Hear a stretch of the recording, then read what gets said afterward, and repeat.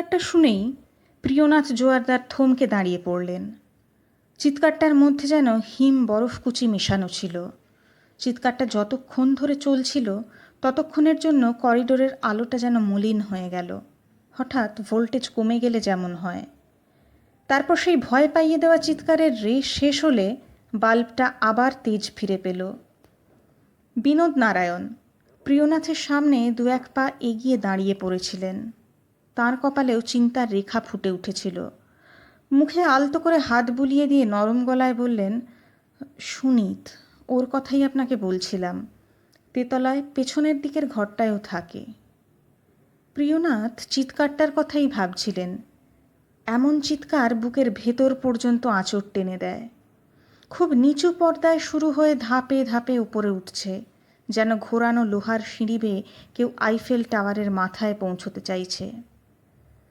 আর যতই ওপরে উঠছে গলার স্বর ততই চৌচির হয়ে যাচ্ছে। মৃত্যুকে মুখোমুখি দাঁড়িয়ে থাকতে দেখলে কেউ হয়তো এরকমভাবে চিৎকার করে, হয়তো ভাবে এই চিৎকারটা তাকে বাঁচিয়ে দেবে।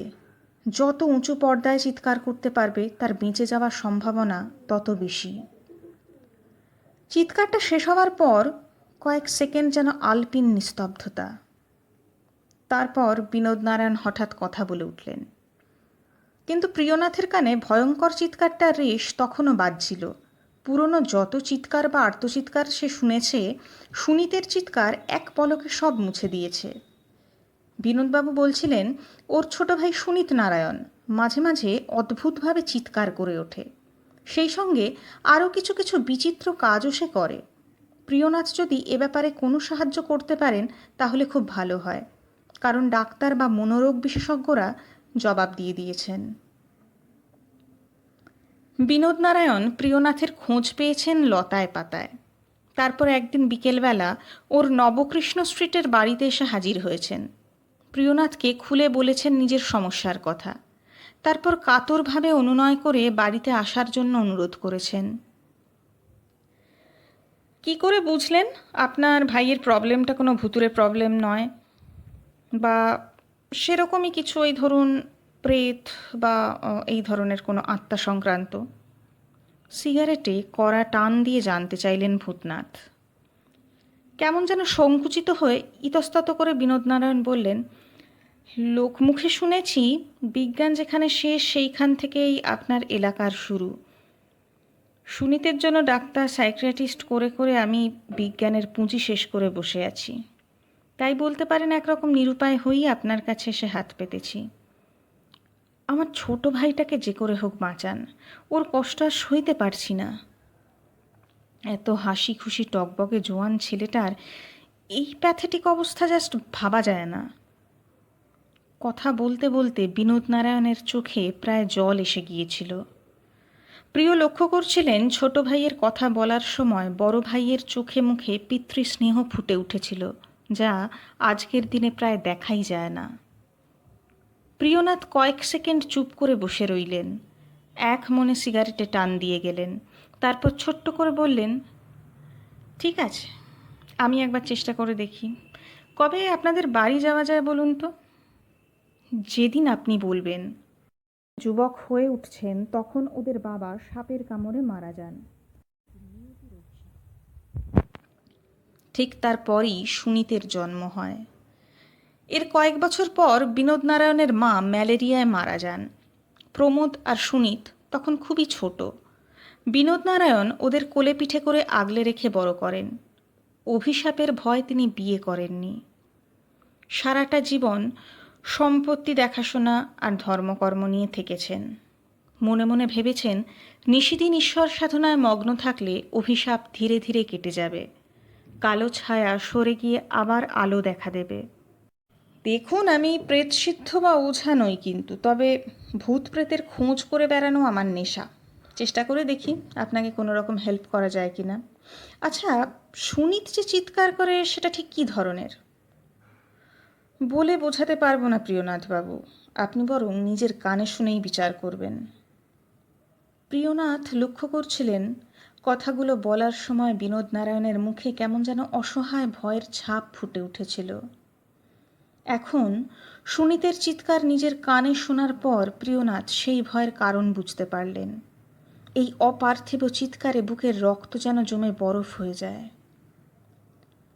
চলুন, ওপরে চলুন। বিনোদ নারায়ণের কথায় প্রিয়নাথ সম্বিত ফিরে পেলেন। ভাঙা ক্ষয় ধরা সিঁড়ির ধাপ বেয়ে ওরা ওপরে উঠতে শুরু করলেন। সিঁড়ির বাঁকের মুখে দেওয়ালে বসানো কারুকাজ করা জাফরির ওপরের দিকে 3টে ছোট ছোট হরিণ সময়ের প্রকোপে জায়গায় জায়গায় রং চটে গেছে। জাফরির ফাঁক দিয়ে ঠান্ডা বাতাস আসছিল। বাতাসে নদীর ঘ্রাণ প্রিয়নাথ টের পাচ্ছিলেন। একই সঙ্গে শীতের কামড়। গত কয়েক সপ্তাহ ধরেই উষ্ণতা ওঠানামা করছিল। শীত যেন লাজুকভাবে উঁকি ঝুঁকি দিয়ে চলে যাচ্ছিল, কিন্তু তারপর উষ্ণতা নামতেও শুরু করেছে। শীতও জাঁকিয়ে বসেছে আনুষ্ঠানিকভাবে। গায়ে উলিকটের গেঞ্জি আর সোয়েটার থাকা সত্ত্বেও প্রিয়নাথ সামান্য কেঁপে উঠলেন। ঘন ঘন বাঁক নেওয়া সিঁড়ি বেয়ে ওরা ওপরে উঠছিলেন। প্রিয়নাথ লক্ষ্য করছিলেন সরু চওড়া নানান ধরনের অলিন্দ বাড়িটার নানান দিকে চলে গেছে, অনেকটা ভুলভুলাইয়ার মতো। আলোর ব্যবস্থা বলতে বেশিরভাগই বাল্ব। 2-1 জায়গায় টিউব লাইট যে চোখে পড়ছে সেসব নতুন সংযোজন। দেওয়ালে দেওয়ালে ড্যাম্পের ছাপ চোখে পড়ছিল। সেই জন্যই হয়তো শীতের সঙ্গে একটা বাড়তি ঠান্ডা যোগ হয়ে গিয়েছিল। 3 তলায় উঠে 2টো তালাবন্ধ ঘরের দরজা পেরিয়ে সুনীতের ঘরের দিকে এগোলেন ওরা দুজন। বিনোদ নারায়ণ তালাবন্ধ দরজা দুটো পেরোনোর সময় বলল, এত বড় বাড়িতে 3টে মাত্র প্রাণী। 1 তলায় আমি, 2 তলায় প্রমোদ আর 3 তলায় সুনীত। তাই বাড়তি ঘরগুলো তালাবন্ধই পড়ে থাকে। প্রায় 20 বছর ওগুলোর দরজা খোলা হয়নি। খুললে হয়তো দেখবেন ইঁদুর, বাঁদর, চামচিকে সব আস্তানা গেড়েছে। প্রিয়নাথ কিছু বললেন না। সুনীতের ঘরের দরজা ছিল ভেজানো। সামান্য ঠেলতেই ঘরের দরজা খুলে গেল। ঘরের ভেতরের আলো প্রিয়নাথের চোখ ধাঁধিয়ে দিল, অলিন্দের আলো মুছে দিল, আর একই সঙ্গে ঘরের দৃশ্য প্রিয়নাথকে ধাক্কা দিল। ঘরের এক কোণে সুন্দর ধপধপে বিছানা। সেখানে শুয়ে আছে বছর 24-25-এর এক যুবক। ফর্সা রোগা চেহারা, বুকের কাছ পর্যন্ত লেপ টানা। একটা হাত লেপের বাইরে বলেই রোগা চেহারাটা স্পষ্ট আন্দাজ করা যাচ্ছে। সুনীতের মাথায় একরাশ কোঁকড়া চুল, নাক ঠোঁট সুন্দর, ঠোঁটের ওপরে চওড়া গোঁফ, চোয়ালে 1-2 দিনের দাড়ি। সুনীতের চোখ জোড়া প্রিয়নাথ দেখতে পেলেন না, কারণ সাদা কাপড়ের পটি দিয়ে ওর চোখ ঢাকা। প্রিয়নাথ বেশ অবাক হয়ে বিনোদ নারায়ণের দিকে তাকালেন। বিনোদ ইশারায় ওকে অপেক্ষা করতে বললেন। সুনীতের খাটের কাছে টুলে একজন বয়স্ক মহিলা বসেছিলেন। রোগা ময়লা চেহারা, মাথায় কাঁচা পাকা চুল, চোখে চশমা, পরনে নীলপাড় সাদা শাড়ি। দেখে আয়া বলেই মনে হয়। বিনোদ নারায়ণ তাকে বললেন, মাসি একটু নিচে গিয়ে বসুন, ডাক্তারবাবু কলকাতা থেকে এসছেন, ছোটদাকে দেখবেন। ভদ্রমহিলা উঠে চলে যাচ্ছিলেন। বিনোদ নারায়ণ জিজ্ঞাসা করলেন, ওকে ঘুমের ওষুধটা খাইয়ে দিয়েছেন? ছোট্ট করে মাথা নেড়ে হ্যাঁ বলে মহিলা ঘর ছেড়ে চলে গেলেন। প্রায় সঙ্গে সঙ্গেই প্রিয়নাথ জিজ্ঞাসা করলেন, সুনীতের চোখ বাঁধা কেন? উত্তর দিল সুনীত, অন্ধকারে ঘুমোতে আমার ভয় করে, তাই ঘরের আলো জেলে রেখে চোখ বেঁধে ঘুমোতে চেষ্টা করি। চোখ ফিরিয়ে সুনীতের দিকে তাকিয়েছিলেন প্রিয়নাথ। ও গায়ের লেপ সরিয়ে বিছানায় উঠে বসেছে, বাঁ হাতে টান মেরে সরিয়ে দিয়েছে চোখের পটি। ওর নিষ্পাপ সুন্দর চোখ জোড়া প্রিয়নাথকে মুগ্ধ করল। বিনোদ নারায়ণ ঘরের দরজাটা ভেজিয়ে দিলেন। আপনি কিসের ডাক্তার? বেশ কৌতূহলী হয়ে ভূতনাথকে প্রশ্ন করল। বডির না মাইন্ডের? ওর প্রশ্নের ধরনে বেশ মজা পেলেন প্রিয়নাথ। বিনোদ নারায়ণ একটা চেয়ার এগিয়ে দিতে গিয়েছিলেন, কিন্তু সেটায় না বসে আয়ামাসির ছেড়ে যাওয়া টুলটায় গিয়ে বসলেন প্রিয়নাথ।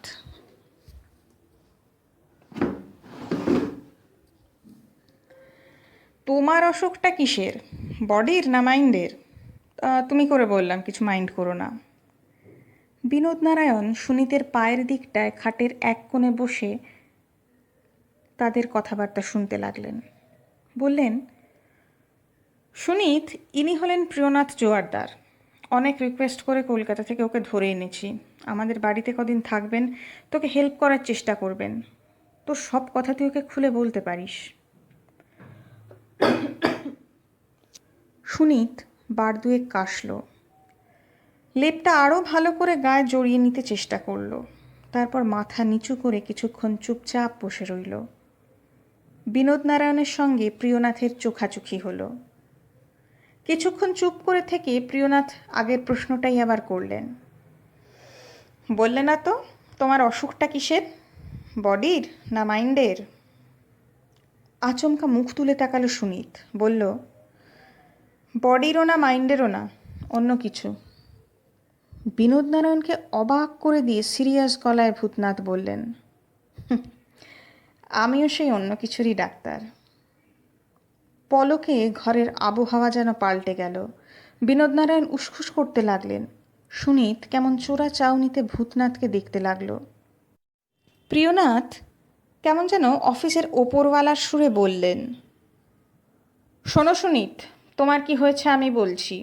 তুমি ভীষণ ভয় পেয়েছ, কেমন করে তা জানি না, তবে সেই ভয় তোমাকে ধীরে ধীরে শেষ করে দিচ্ছে। তুমি যদি আমাকে সব খুলে বলো তাহলে আমি তোমাকে বাঁচানোর চেষ্টা করব। তোমার জন্য দুশ্চিন্তা করে করে তোমার বড়দা মেজদা এরা তো শেষ হয়ে যাচ্ছেন। সুনীত হঠাৎ কেঁদে ফেলল।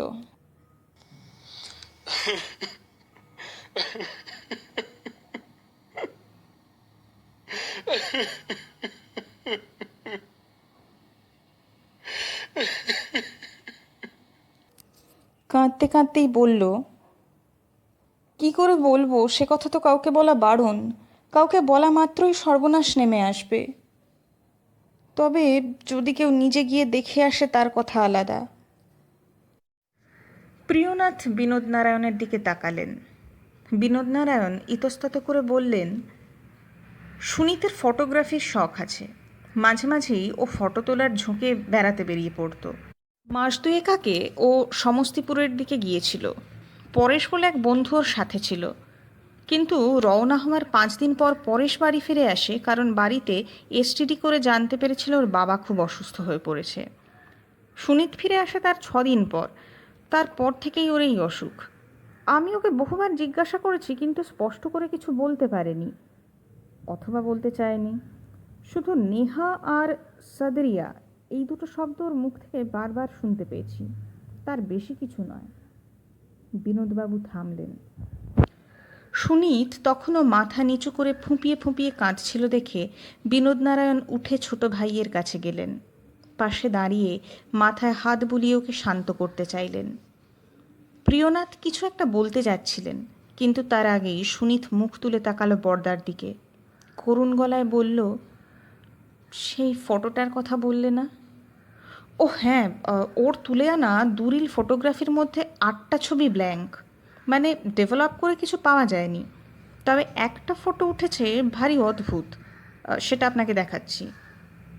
বলে বিনোদ নারায়ণ ঘরের একটা তাকের দিকে এগিয়ে গেলেন। সুনীতের ঘরটা বেশ আধুনিক ধাঁচে শৌখিনভাবে সাজানো। দেওয়ালে সুন্দর তাক করে তৈরি, টেপ রেকর্ডার, ক্যামেরা, বই সমস্ত কিছু সুচারুভাবে রাখা। 2টো বইয়ের ফাঁক থেকে একটা খাম বের করে নিলেন বিনোদ নারায়ণ। তারপর প্রিয়নাথের কাছে এগিয়ে এসে খামটা প্রিয়নাথের হাতে দিলেন। খামের ভেতর থেকে একটা ফটো টেনে বের করলেন প্রিয়নাথ। ফটোর সবটাই ঘোর কালো এবং ঘন নীল মেশানো একটা অন্ধকার। তারই মাঝে সর্ষের মাপের অনেকগুলো লাল ফুটকি এলোমেলোভাবে ছড়ানো। এই সাদামাটা ফটোগ্রাফের কী মানে থাকতে পারে প্রিয়নাথ তো ভেবে পেলেন না। বিনোদ নারায়ণ বললেন, এই ছবিটার মধ্যে যে কী আছে কে জানে। এটা দেখলেই শুনে ভীষণ ভয় পেয়ে আপসেট হয়ে যায়। ও কোথাও গিয়ে কিছু একটা ছবি তুলেছিল, তার 9টা ছবি তুলেছিল, তার মধ্যে 8টা ব্ল্যাঙ্ক, আর 9 নম্বরটাই। অনেকক্ষণ ধরে খুঁটিয়ে খুঁটিয়ে ফটোগ্রাফটা দেখার পর প্রিয়নাথ সুনীতকে জিজ্ঞেস করলেন, এসব ছবি তুমি কোথায় গিয়ে তুলেছিলে?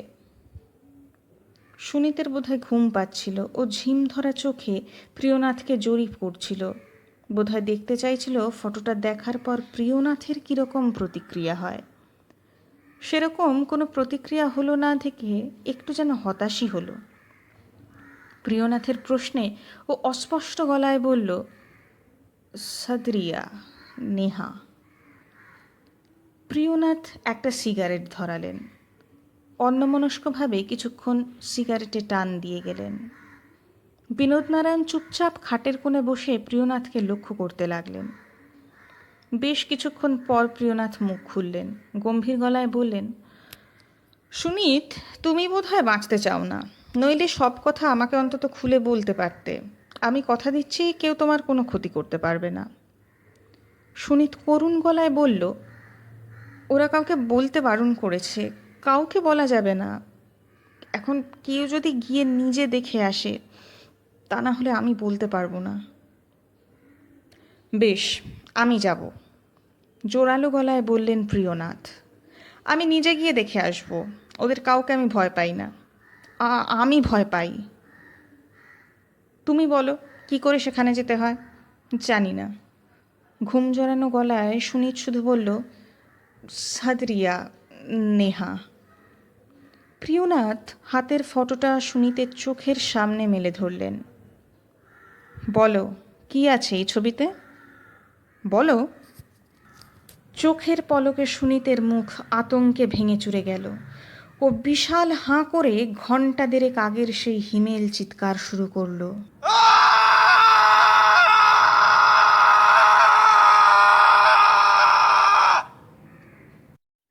প্রিয়নাথদের কানে তালা লেগে গেল। ঘরের জানলার সার্সি ঝনঝন করে কাঁপতে লাগলো। এক ভয়ঙ্কর অনুনাদ ঘরের আবহাওয়াকে পাগল করে দিল। বিনোদনারায়ণ লাফিয়ে উঠে ছোট ভাইকে একেবারে জড়িয়ে ধরলেন, ওর মাথায় হাত বোলাতে লাগলেন। প্রিয়নাথ টুল ছেড়ে উঠে দাঁড়িয়ে পড়লেন, কিন্তু তার তীব্র চোখ সারাক্ষণ সুনীতকে লক্ষ্য করছিল। আয়ামাসি ভেজানো দরজা ঠেলে তাড়াহুড়ো করে ঘরে এসে ঢুকলেন। তার মুখে চোখে উদ্বেগ।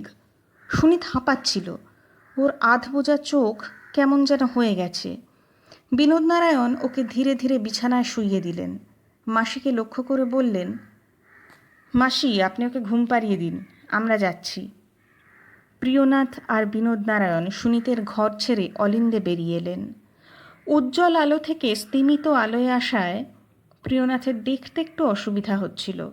তিনি বিনোদনারায়ণকে বললেন, ফটোগ্রাফটা আমার কাছে থাক, কাল সকালে আমি সুনীতের সঙ্গে কথা বলবো। আপনার কোনো আপত্তি নেই তো? আপত্তি?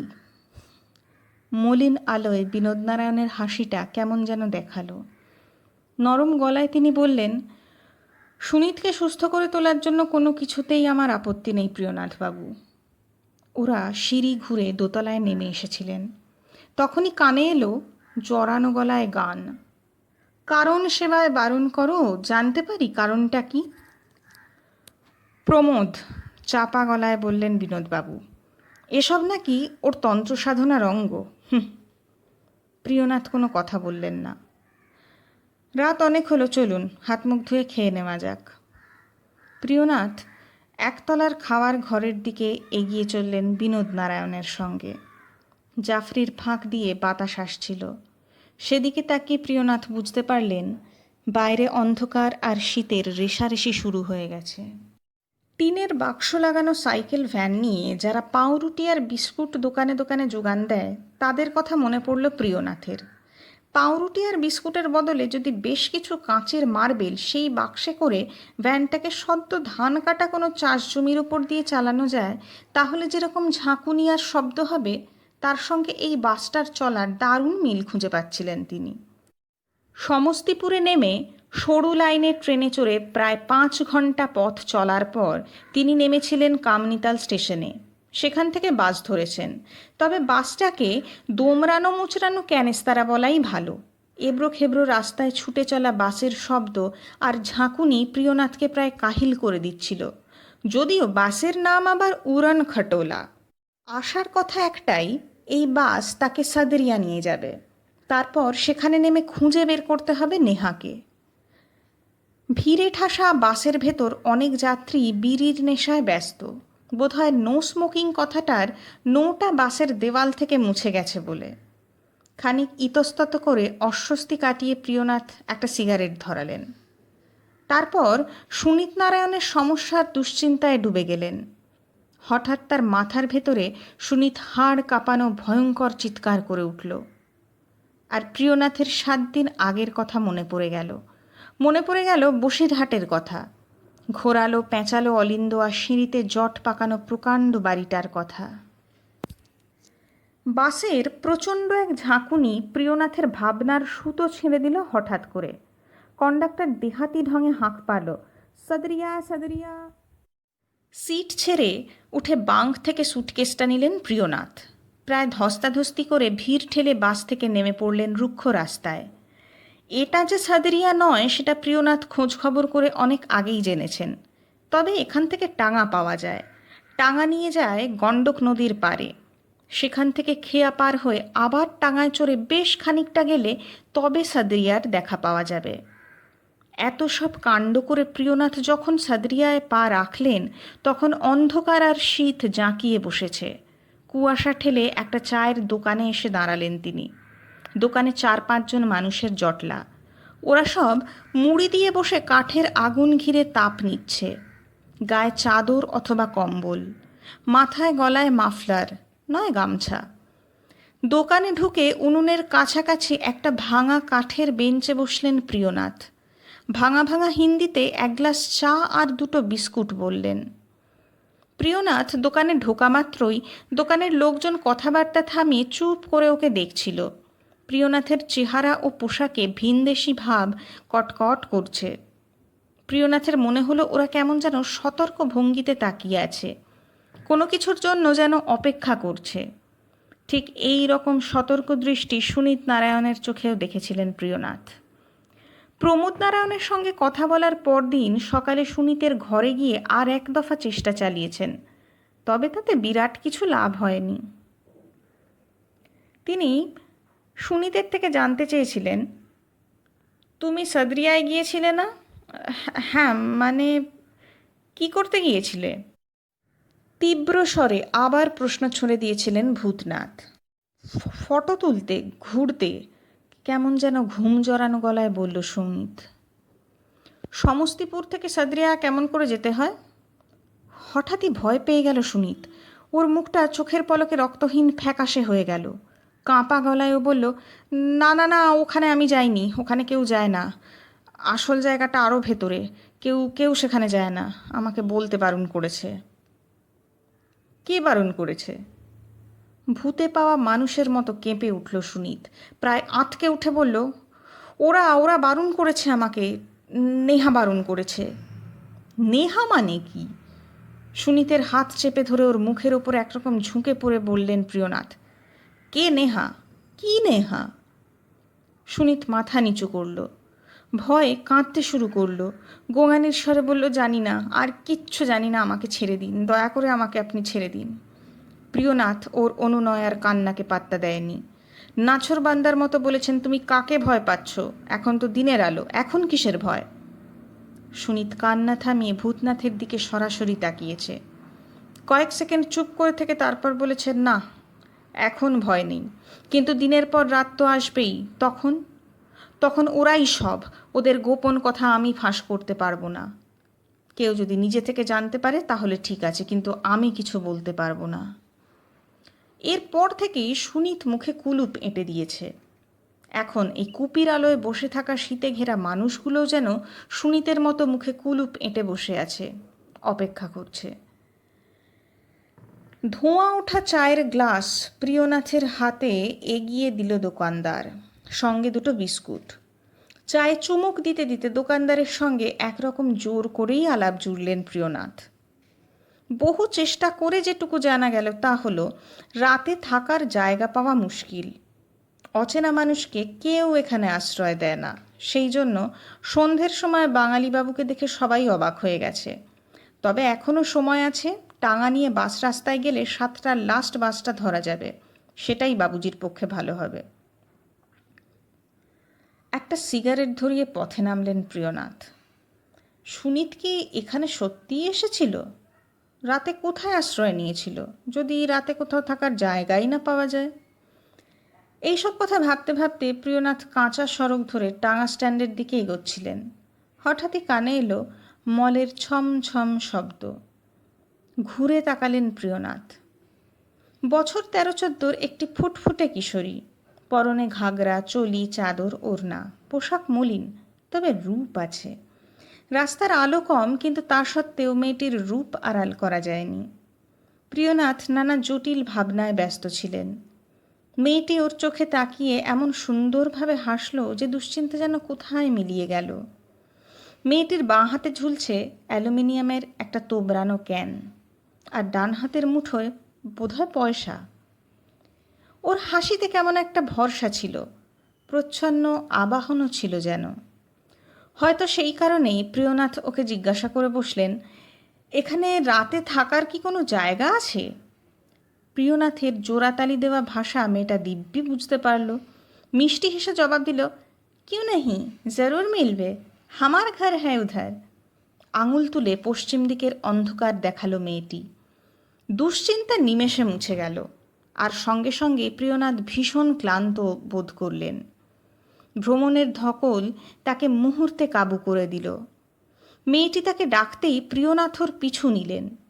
মলিন আলোয় এবড়ো খেবড়ো পথ ধরে শীত আর কুয়াশা ভেদ করে দুটি প্রাণী এগিয়ে চলল। একটু এগোতেই রাস্তার আলো আর চোখে পড়ল না। ভাঙা চাঁদের ঘোলাটে আলোই একমাত্র ভরসা। গোলক ধাঁধার মতো পথ ঘুরে ঘুরে অবশেষে একটা বাড়ির কাছে এসে দাঁড়ালো ওরা। আবছা আলো আঁধারিতে বাড়িটাকে ভুতুড়ে অবয়ব বলে মনে হচ্ছিল। যতটুকু বোঝা যায় টিনের চাল দেওয়া মাটির বাড়ি, বাড়ি ঘিরে উঠোন, উঠোনে বেশ কয়েকটা কলা গাছ, পেঁপে গাছ, সুপারি গাছ। উঠানের একপাশে ধুনির আগুন ধিকি ধিকি জ্বলছে। কুয়াশার স্তর ভেদ করে আগুনটাকে ঝাপসা দেখাচ্ছে। সামান্য বাতাস বইছিল, বাতাসে গাছের পাতা নড়ে সরসর শব্দ হচ্ছিল। প্রিয়নাথের মনে হলো ঘুমিয়ে নিথর একটা গাঁয়ের শেষ প্রান্তের শেষ বাড়িটার সামনে এসে দাঁড়িয়েছেন তিনি। বাড়িটার চারপাশে অনেকটা করে ফাঁকা জমি, আর আলো বলতে মাথার উপরে চাঁদ, আর বাড়ির একটা জানলা দিয়ে ভেসে আসা লণ্ঠনের আলো। প্রিয়নাথের শীত করছিল, মাফলারটা আরও ভালো করে গলায় জড়িয়ে নিলেন। এই আমাদের ঘর বাবুজি, মেয়েটি আলতো গলায় বলল। প্রিয়নাথের হঠাৎই মনে হলো ওদের বাড়িতে আশ্রয় নেবেন, অথচ এখনও তো ঠিকমতো আলাপ করা হয়নি, মানে মেয়েটির নাম এখনও জিজ্ঞাসা করা হয়নি। তোমার নাম কি? প্রিয়নাথ জানতে চাইলেন। তার দিকে ঘাড় তুলে মেয়েটি মিষ্টি হেসে বলল, নেহা, নেহা কুমারী। প্রিয়নাথ ওই শীতার্ত আধারে দাঁড়িয়ে সুনীত নারায়ণের ভয়ঙ্কর চিৎকার শুনতে পেলেন। তার পা ফেলার ছন্দে গরমিল হয়ে গেল। সুটকেসটাও হাত থেকে পড়ে যেতে চাইছিল, সময় মতো সতর্ক না হলে সেটাকে সামাল দেওয়া যেত না। কাঁচা উঠোন পেরিয়ে সামনের ঘরটায় ঢুকতেই উষ্ণতার ওম পেলেন প্রিয়নাথ। ঘরের হ্যারিকেনের আলোয় নেহাকে ভালো করে দেখলেন। এই মিষ্টি মেয়েটা কি সুনীতের ভয়ের কোনো হদিশ দিতে পারবে? ঘরে একটা ভাঙা চেয়ারে একজন বৃদ্ধ বসেছিলেন, চাদর মুড়ি দেওয়া শরীরে, শুধু মাথার সাদা চুল, সাদা গোঁফ আর ছানি পরা ঘোলাটে চোখ নজর টানে। নেহা পরিচয় করিয়ে দিল, বলল ওর বাপুজি। তারপর দেহাতি ভাষায় ওর বাবাকে কি যেন বলল। উত্তরে বৃদ্ধ মানুষটি আলতো করে বার কয়েক ঘাড় নাড়লেন। নেহা প্রিয়নাথকে বসিয়ে ছুট্টে ভেতরের ঘরে ঢুকে গেল। একটু পরেই একজন বৃদ্ধা ও একজন তরুণকে একরকম হাত ধরে টানতে টানতে নিয়ে গেল। নেহার মা আর দাদা। বৃদ্ধার মুখের চামড়ায় অকালে বড় বেশি ভাঁজ পড়েছে, তবে তার চোখ দুটো মায়ের মমতায় মাখানো। নাকের উপর নোলক, কানে দুল, মাথার চুলে পাক ধরতে শুরু করেছে। নেহার দাদার রোগা কালো চেহারা, চোখ দুটো কেমন যেন শূন্য, দৃষ্টিহীন, কপালে লম্বা কাটা একটা দাগ, মাঝে মাঝেই কেশে উঠছে, বোধহয় ঠান্ডা লেগেছে। একটা অদ্ভুত বুনো গন্ধ প্রিয়নাথের নাকে আসছিল। গন্ধটা কিসের তা ঠিক সে ধরতে পারেনি। আলাপের পালা শেষ হলে নেহা প্রিয়নাথের ভেতর দিকের একটা ছোট ঘরে নিয়ে গেল তাকে। বলল, এই ঘরেই আপনি থাকবেন। আপনি হাত মুখ ধুয়ে নিন বাবুজি, আমি চা বানিয়ে নিয়ে আসছি। নেহা হাত পা নেড়ে কথা বলছিল। ওর ভাষা পুরোপুরি বুঝতে না পারলেও ওর অঙ্গভঙ্গি ভূতনাথকে সাহায্য করছিল। নেহার সঙ্গে আলাদা করে কথা বলার জন্য ভূতনাথের আর তর সইছিল না। সুটকেস খুলে দরকারি জিনিসপত্র বের করে খাটিয়ার ওপরে চাদর মুড়ি দিয়ে বসলেন ভূতনাথ। নেহার জন্য অপেক্ষা করতে লাগলেন। এরপর নেহা চা নিয়ে এলো। বাবুজি, এখানে কি কাজে এসেছেন? এই একটু আধটু ঘুরে বেড়াতে, ফটো তুলতে। একটু থেমে আচমকা প্রশ্ন ছুঁড়ে দিলেন প্রিয়নাথ। আচ্ছা, মাস দেড় দুই আগে কোনো ছোকরা বাবু তোমাদের বাড়ি এসেছিল? বাবুর খুব ফটো তোলার শখ ছিল। নেহা সরলভাবে জবাব দিল, হ্যাঁ এসেছিল তো। ওই বড় রাস্তার এদিক ওদিক ঘুরছিল, আমি ডেকে নিয়ে এসেছি।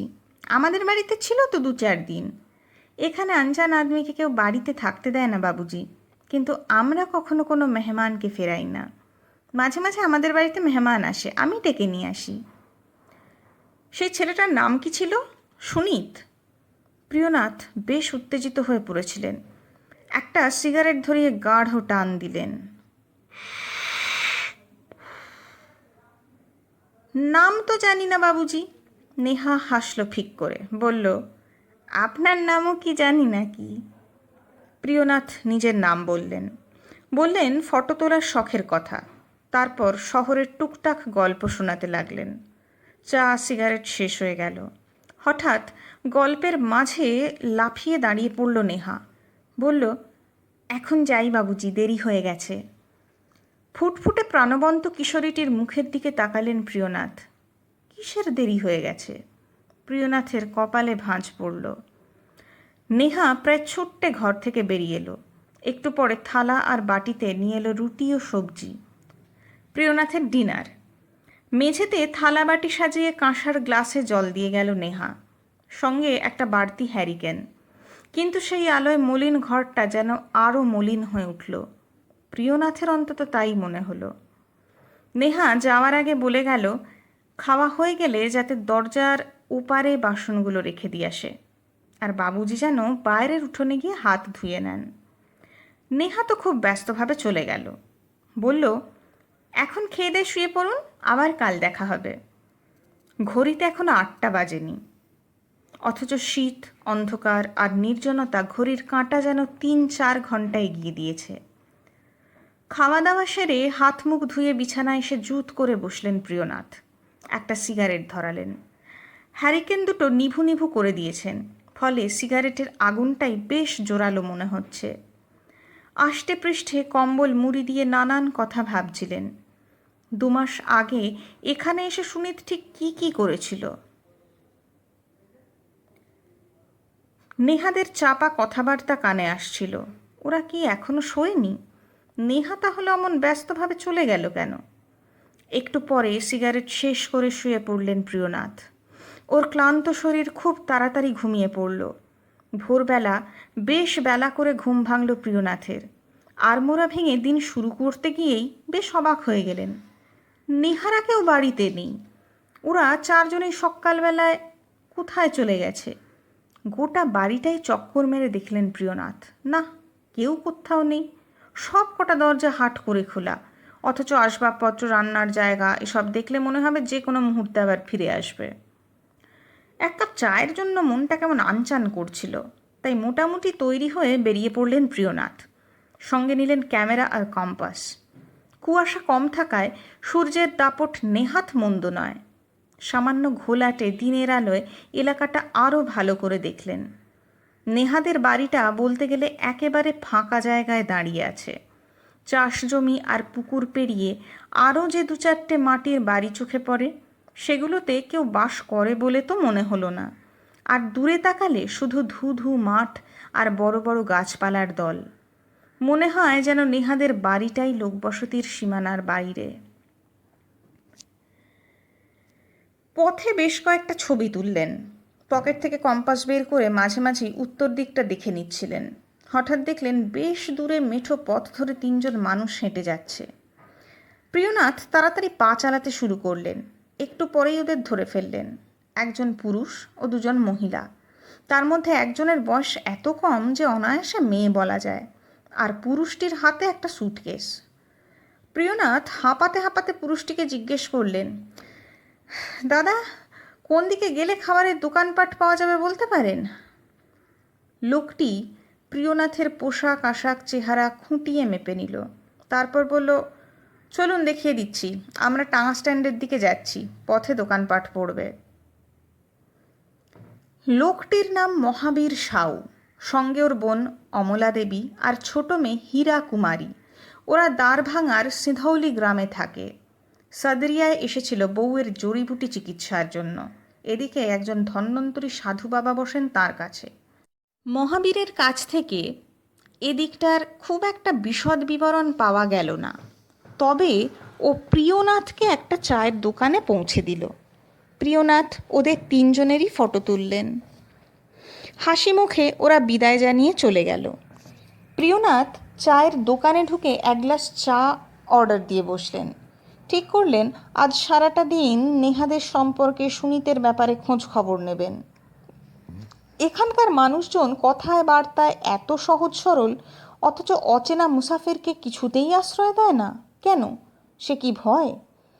তাহলে সবাই যে ভয় পায়, নেহারা সেই ভয় পায় না কেন? বরং নেহার কথা অনুযায়ী আমরা কোনো মেহমানকে কখনো ফেরাই না।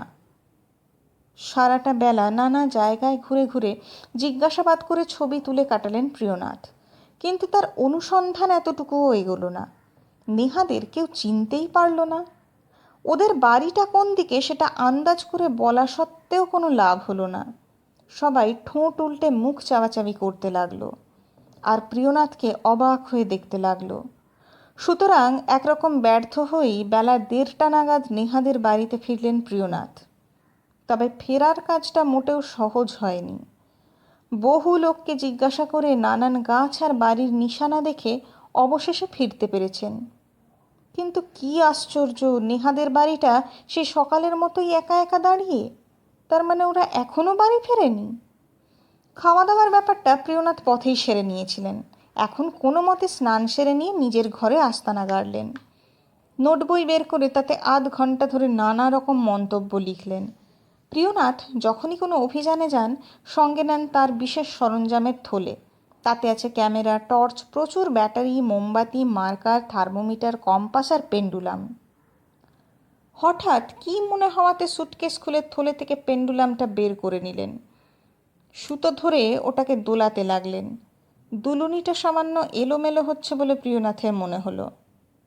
তার কপালে ভাঁজ পড়ল, গায়ে ঠান্ডা বাতাস এসে কাঁটা দিয়ে গেল। প্রিয়নাথ পেন্ডুলামটা রেখে দিলেন। দরজা বন্ধ করে কম্বল জড়িয়ে শুয়ে পড়লেন খাটিয়ায়।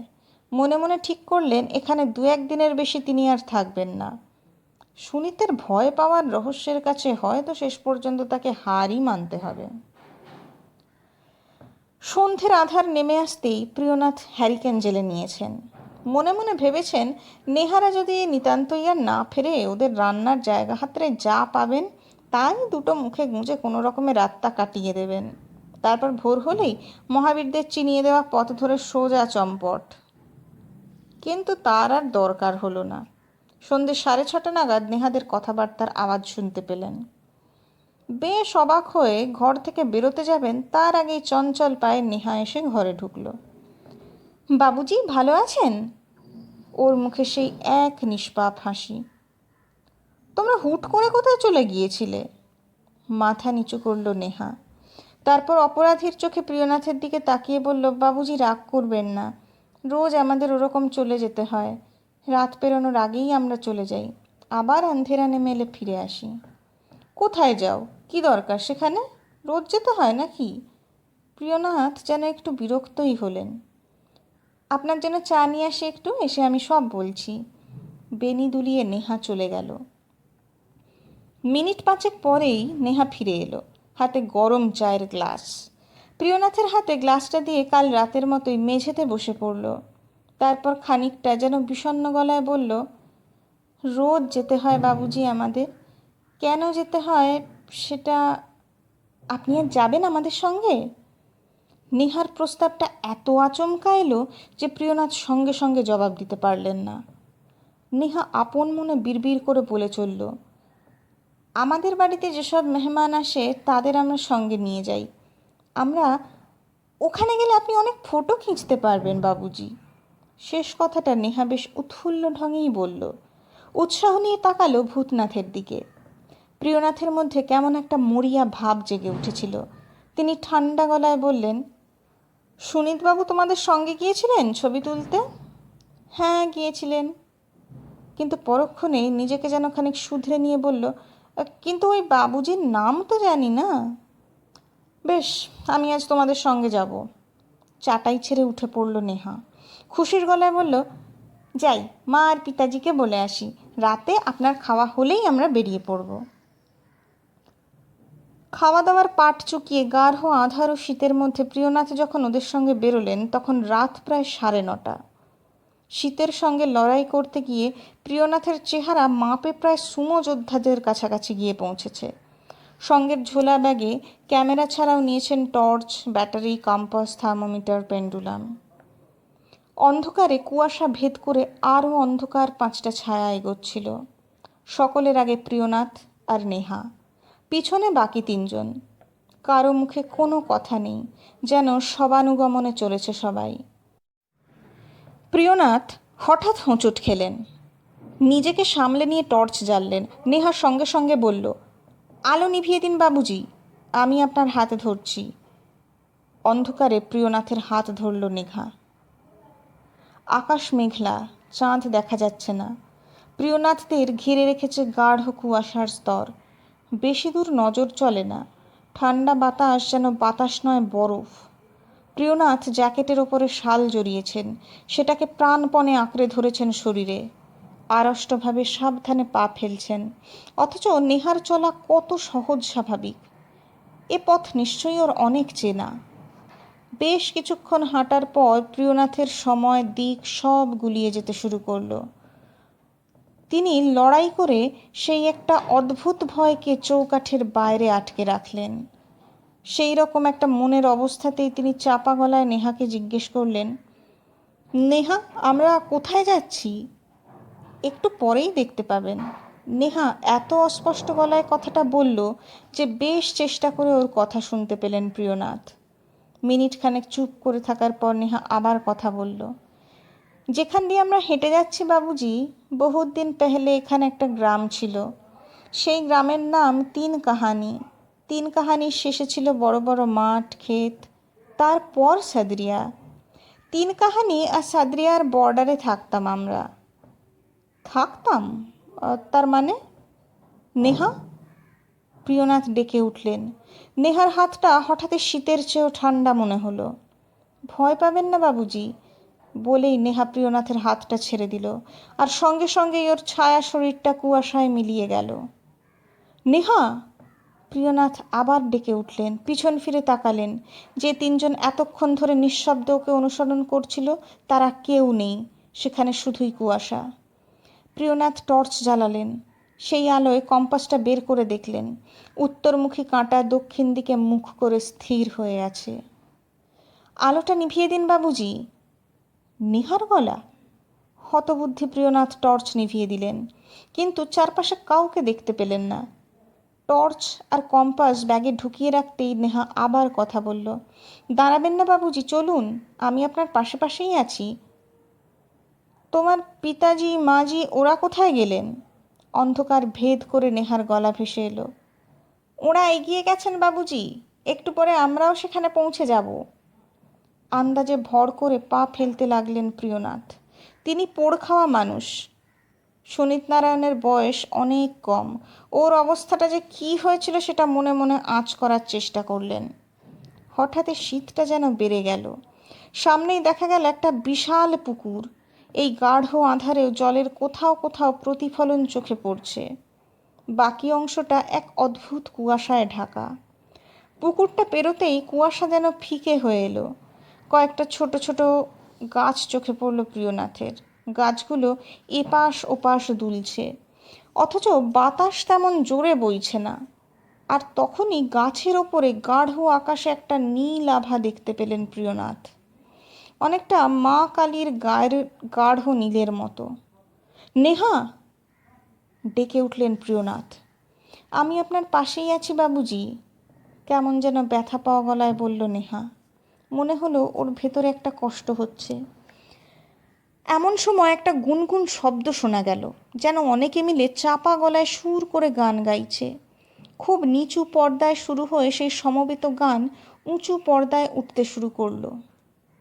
ক্রমশ সেই কোরাস আকাশ বাতাস ছেয়ে ফেলছিল। দূরের মাঝারি গাছের মাঝে কোথা থেকে যেন হাজির হয়েছে এক প্রকাণ্ড মহিরুহ।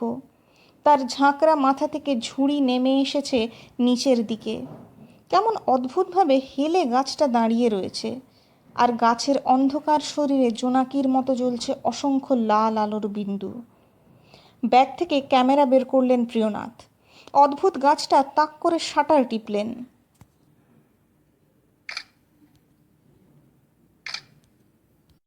ঠিক তক্ষুনি মনে পড়ে গেল সুনীতের তোলা ফটোগ্রাফটার কথা। এই সেই ফটোর রহস্য। কিন্তু এই গাছ থেকে ভয় পাওয়ার মতো কি আছে? ক্যামেরা ব্যাগে রাখতেই অদৃশ্য নেহার গলা শোনা গেল। ছবি দেখে সব কুছ মালুম হবে না বাবুজি, আরও নজদিক চলুন। সম্মোহিতের মতো এগোতে লাগলেন প্রিয়নাথ। হঠাৎই একটা বাতাসের ঘূর্ণির মধ্যে পড়ে গেলেন যেন।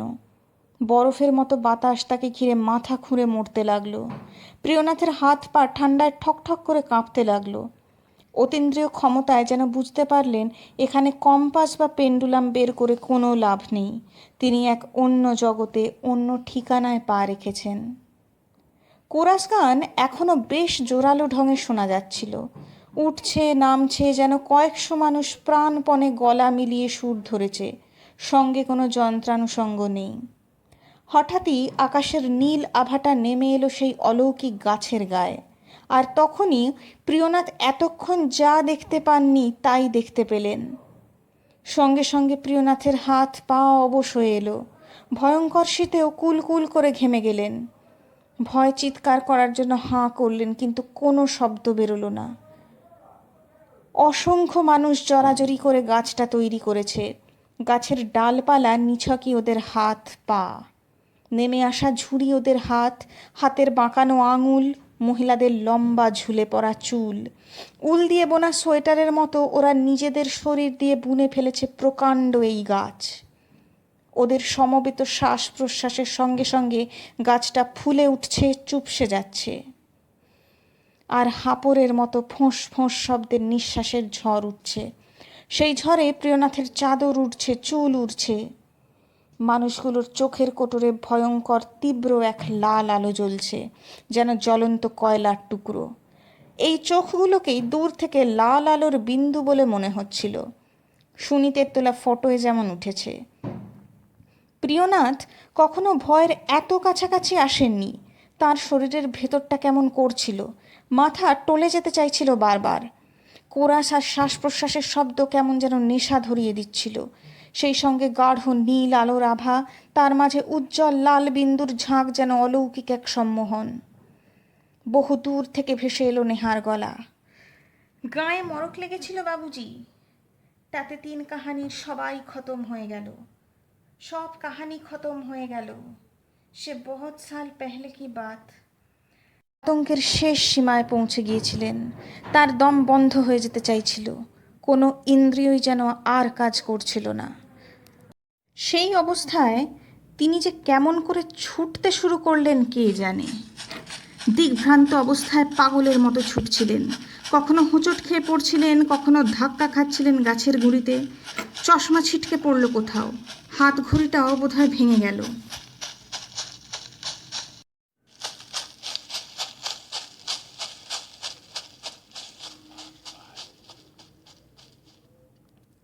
কিন্তু শেষ পর্যন্ত প্রাণ নিয়ে ফিরতে পেরেছিলেন সাদরিয়ায়। সমস্তিপুর থেকে ট্রেনে কলকাতা ফেরার সময় প্রিয়নাথ ভাবছিলেন, এবার সুনীত নারায়ণকে সারিয়ে তোলার কাজটা অনেক সহজ হবে।